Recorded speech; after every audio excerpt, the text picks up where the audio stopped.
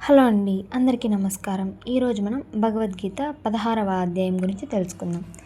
ఈ అధ్యాయం పేరు దైవాసుర సంపద్విభాగ యోగం. ఈ అధ్యాయంలో శ్రీకృష్ణుడు మనిషిలో ఉండే 2 రకాల స్వభావాల గురించి చెబుతాడు. అవి దైవీ గుణాలు అంటే మంచి గుణాలు, మరియు అసురీ గుణాలు అంటే చెడు గుణాలు. దైవీ గుణాలు అంటే దయ, నిజాయితీ, వినయం, క్షమ, కోపాన్ని నియంత్రించడం, ధర్మాన్ని పాటించడం.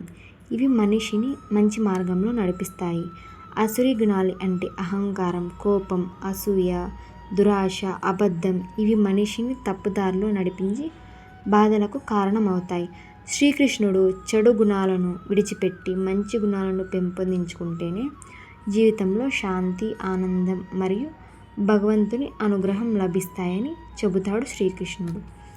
మనం ఈరోజు నేర్చుకోవాల్సిన సారాంశం: మంచి గుణాలను అలవర్చుకోవాలి. అహంకారం, కోపం, అసూయను విడిచిపెట్టాలి. ధర్మ మార్గంలో నడుస్తూ అందరితో ప్రేమగా ఉండాలి.